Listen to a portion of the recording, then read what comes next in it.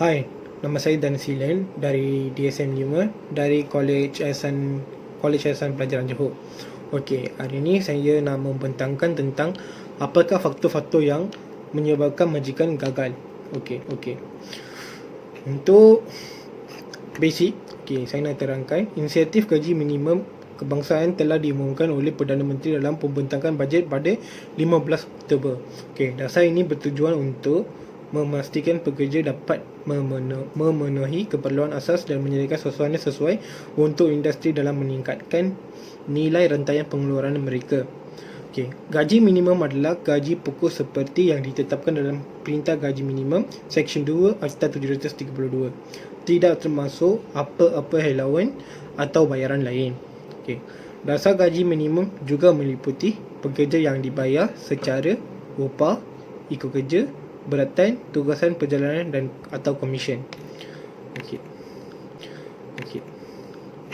Terdapat beberapa faktor yang menyebabkan majikan gagal mematuhi perintah gaji minimum. Antaranya adalah ketidakmampuan majikan untuk menanggung kos. Majikan terpaksa mengurangkan atau memberhentikan pekerja dalam perniagaannya kerana tidak mampu menanggung kos yang tinggi. Selain memberi impak positif kepada majikan, pelaksanaan gaji minimum ini juga turut memberi impak negatif kepada majikan. Faktor yang kedua adalah majikan perlu patuh undang-undang. Majikan perlu mengikuti pelaksanaan gaji minimum ini dalam syarikannya kerana peraturan ini tertakluk kepada akta. Selain itu, faktor yang ketiga adalah tiada penyata gaji. Penyata gaji merupakan dokumen yang diterima oleh pekerja daripada majikan. Penyata gaji merupakan suatu penyata yang menunjukkan jumlah gaji kasar serta jumlah potongan daripada gaji pekerja.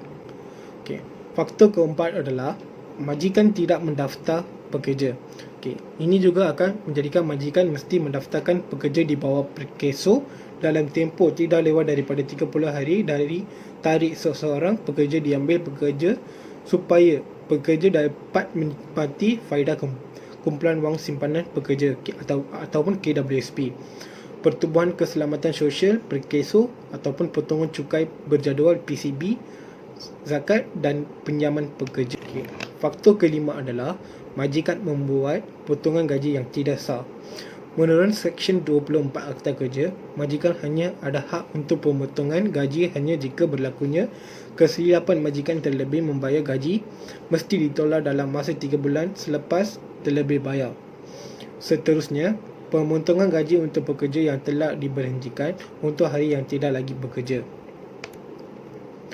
Faktor keenam adalah majikan yang gagal mematuhi gaji perintah minimum akan menyebabkan pengurangan produktiviti sesebuah syarikat. Apabila seseorang majikan tidak bayar upah ataupun gaji kepada pekerja, pekerja akan menjadi mogok dan dia akan tidak buat kerja. Produktiviti dia pun akan mengurangkan. Faktor ketujuh adalah majikan akan kehilangan pekerja. Disebabkan majikan gagal mematuhi gaji perintah minimum, pekerja akan berhenti kerja kerana gaji ditawarkan tidak mencukupi untuk ahli keluarga diri sendiri dan komitmen yang lain. Faktor ke-8 adalah kebimbangan majikan berdasarkan gaji minimum. Antara di Semenanjung dan Sabah terdapat perbezaan gaji yang tidak seimbang. Namun demikian, kerajaan tidak boleh merapatkan jurang perbezaan ini secara drastik kerana ia boleh memberi kesan negatif kepada guna tenaga dan ekonomi negara. Hanya mengalahkan berlaku inflasi penetapan gaji minimum. Ini sememangnya dapat meningkatkan kuasa dan kadar perbelanjaan pekerja. Namun secara umumnya, sudah sedia maklum bahawa sebarang pertambahan kos pengeluaran yang berlaku maka harga pasaran bagi barangan itu juga akan turut meningkat. Hal ini secara tidak langsung akan mengalahkan inflasi.